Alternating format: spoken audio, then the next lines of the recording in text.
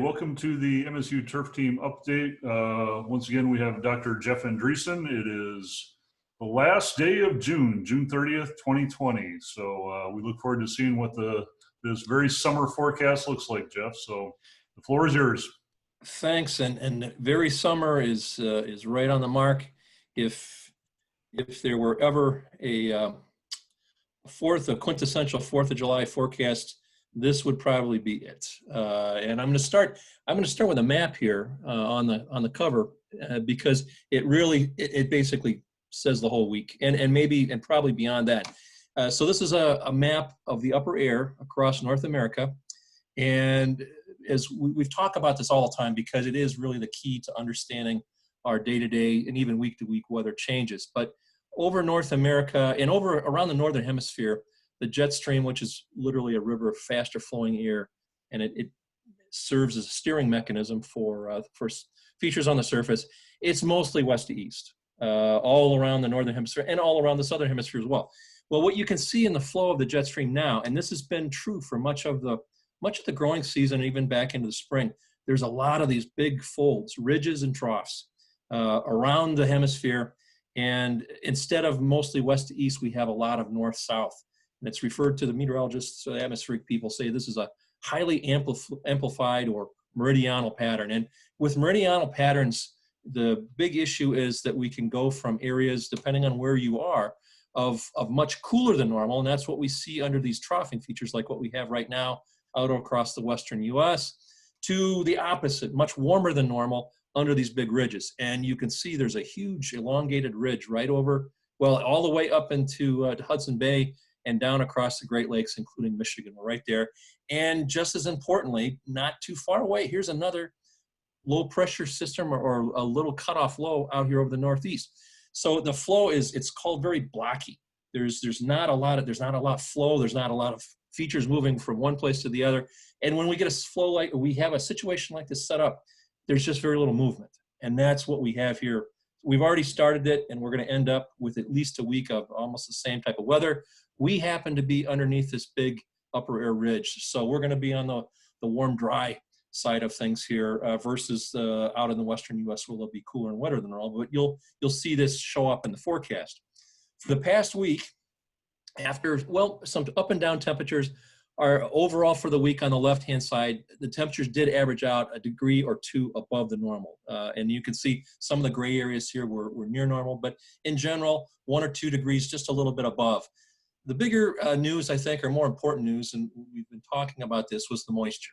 And we had the largest weather system of the week was that frontal system that moved through late Friday and Saturday. We actually had quite a bit of severe weather reported in some parts of the state, but very importantly, we did get some significant rainfall across the southern Lower Peninsula, and it had been some time, especially for the southeastern corner, since we'd had a lot of rain at all. These are the totals here for the past week through yesterday, and you can see that the southern third of the lower, most areas had a quarter or had a half to 1 inch. The yellow core here is an area actually of greater than 2 inches. There was even some isolated flooding reported in a few places, but for the southeastern lower, it was the most widespread and the most significant rain they've had in several weeks. There was also some fairly decent rainfall up across the northern lower and into the eastern upper peninsula.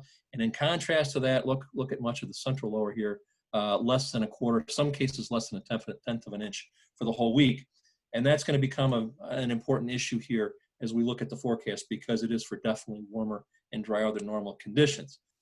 So far for the season, if we look at our degree day totals, with a little bit milder than normal conditions, we maybe gained a day or so, but most of the state is very close, within a couple days of the long-term climate averages, to where we should be as of the end of June. So not much to report in terms of our seasonal degree day accumulations. We're right on schedule. And as we've been talking about, the moisture is a different story, and we've seen the development with lots of sunny skies, lots of high potential evapotranspiration rates, and high atmospheric demand. We've seen a pretty rapid change from too much water in the landscape here over the last several weeks to too little. And again, the southeastern part of the state we've talked about, as well as portions of the Western Upper Peninsula and the Keweenaw.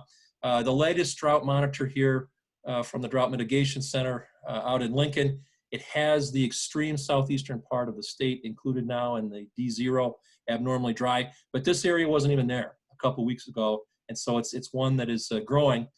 I've also added another index here that you may be familiar with or may not. It's called the Evaporative Demand Index, or EDDI index, and it looks at the ratio of actual to potential evaporation, and how much water the landscape has to evaporate versus how much demand the current conditions exert.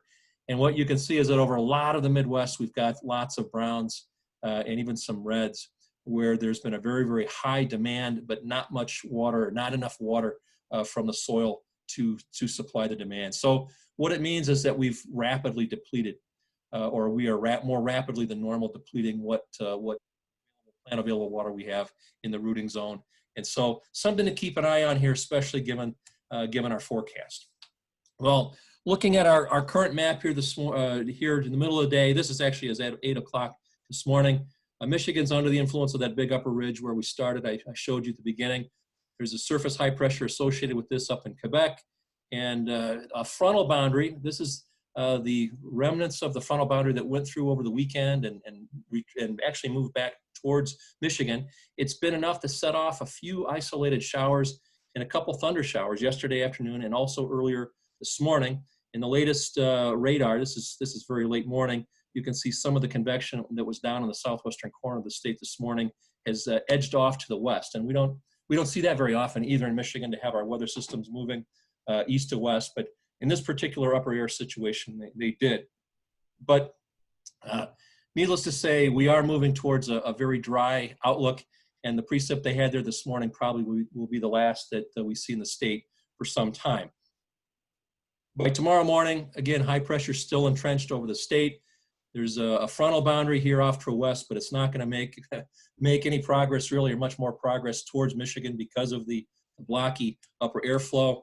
And here finally is Thursday morning at 8 o'clock, and you can see the precip gets close, maybe to Wisconsin and Illinois, maybe even over the Lake Michigan, but not much further east than that. That ridge over the top of it is just actively preventing any kind of convection moving in. So we're basically stuck in the same pattern. We will see temperatures, though, one difference. As the week goes on, we will see a little warmer, a degree or two warmer here into the end of the week. And we're already at above normal levels now. Today we'll see mid and upper 80s across most of the state. And our lows are still down in the 60s because the air is still somewhat dry. The dew points aren't too high yet. But by the end of the week, we will see upper 80s to low, maybe even some mid 90s for Friday and for the 4th of July on Saturday, and probably for Sunday as well. So much above normal.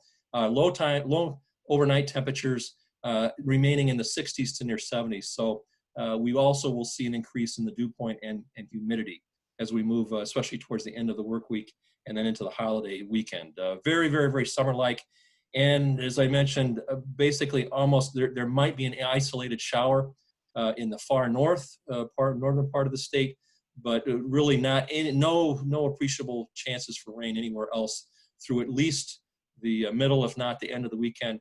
And right now, even looking beyond that, maybe on Monday after the holiday weekend, we might see a chance for rain, but it doesn't look like anything really productive in terms of precip. So that's something to definitely keep an eye on. And with these with these warm temperatures, I'll show you the evaporative demand is going to be very high.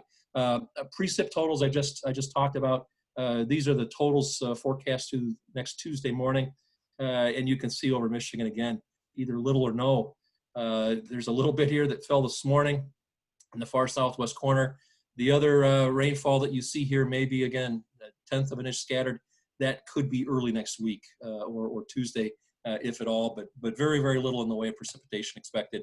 Here's the map that I wanted to go to. These are a new product I'm sharing. This is from the National Weather Service put out, but these are forecast weekly potential evapotranspiration rates, the same that we use in EnviroWeather. That's the reference potential evapotranspiration. And you can see here the weekly rates across Michigan through the 6th of July, ranging from about 1.3 inches right along the lakeshore where we have cooler temperatures and keeps the evaporation demand down a little bit, to as much as 1.6, maybe even 1.7. and that translates to about 2/10 to 1/4 of an inch of potential demand per day. And so for the to have and every day will be like this almost through early next week. That's something as we just don't see very often. We had it here earlier about a week ago in Michigan. We're going to see it again, and this is one of the reasons why again that eddy index is so high, because the potential demand has been unusually large or unusually high this year. So look for not only heat and increasing humidity, but also high evaporation needs. Well, the pattern that we're in, essentially there's not much sign of a change here. If we look at the 6 to 10 day, 8 to 14 day outlook is very similar to this, but we've still got one trough out over the western U.S. and another one out over the east with a big ridge in between, and that includes us here in the Great Lakes region. And with upper air ridging, that means one thing, certainly very high likelihood of above normal mean temperatures for the 5th through the 9th. 8 to 14 days, almost a carbon copy of this. The numbers here, if you can't see those, we're up to about 70, maybe even 75% probability of being above normal. That's really high for these medium range outlooks. So there's very, very high confidence that this will pan out the way it's portrayed here.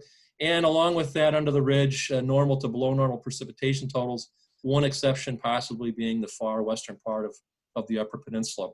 And a little bit of a difference in the 8 to 14 day time frame. It's not quite as dry as this one. It calls more for near normal precipitation totals, maybe even a little bit above normal in northern parts of the state. I take one with a little bit of grain of salt. It's hard when you go out that far, out to 2 weeks. But I think the bottom line for almost for sure, the warmer than normal conditions are likely to continue. And here's another product, similar message. This is the 3 to 4 week outlook. It's still considered experimental by the Climate Prediction Center at NOAA, but it goes out into the middle to the 3rd week of July. And it's still calling for warmer than normal mean temperatures and normal to below normal precipitation totals. So you're really getting a little bit of a theme here due to this upper air, that we're in a pattern, and it's a pretty stable one that we're stuck with probably for at least the next 2 weeks, maybe even a little bit longer than that. So summarizing here, as we've said, hot, dry, very, very 4th of July-like, and you're not going to have to worry about probably any thunderstorms or rainfall ruining your weekend plans for the holiday, upcoming holiday weekend. But temperatures will be up much above normal, and we will see increasing humidity during that time. And as I've also said, very unusually high or abnormally high sustained potential evapotranspiration and evaporative demand rates as a result of this.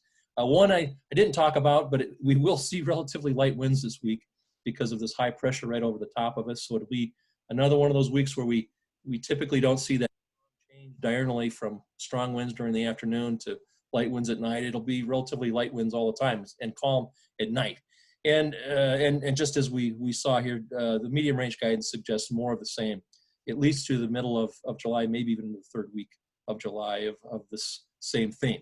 So I'll stop there and hand it back to you, Kevin. Thank you, Jeff. I know I did have one question that kind of came in earlier, and for those working outside, especially during this weather, just commenting that felt like the sun was a lot hotter, I guess, than what you remembered in past summers, maybe.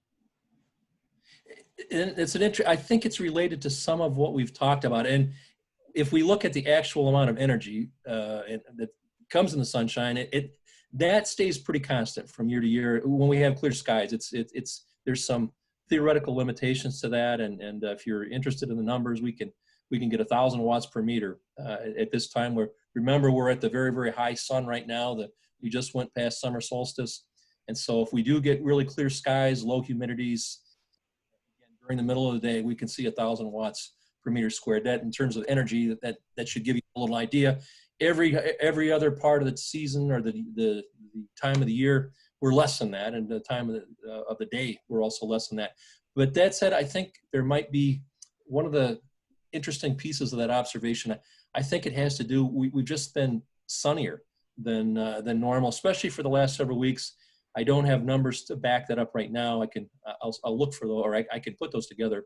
But I'm fairly confident that we have been less cloudy than is normally the case. And remember, We're looking now at an unusually sunny, warm week. We had one just a week ago, and we had one before that as well. Those in Michigan are not that common. We do get strings, of course, of a few days, but it's not very common to go through an entire week or so with those kind of conditions. And we've seen that more than once, especially after this week. We will have seen that more than once. So I think maybe some of the observation has to do with the frequency of these bright sunny days with lots of PET.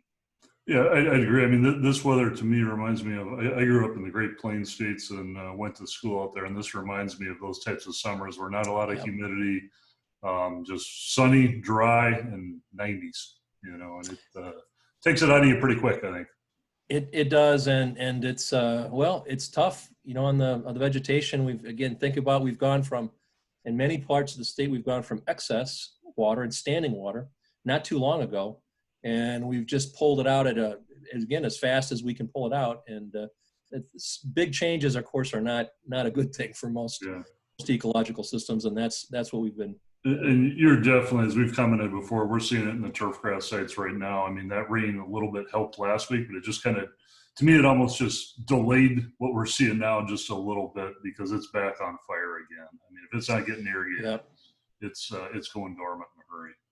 I play around a lot with an infrared thermometer and putting some material together for a class, and it's interesting to notice, of course, when you get brown turf, you can see that surface temperature of your turf. It gains 20, 25 degrees just like that after the water shuts off. There's no more cooling. Mm-hmm. Just the temperature just zooms up with some of the solar radiation we've talked about. It makes such a difference in the landscape if we don't have water there. Yeah. Okay. Thank you, Jeff. Appreciate it. And we'll look forward to seeing, getting through this hot spell, hopefully, and maybe we'll get a little rain relief in the next forecast next week. Happy 4th. Thank you.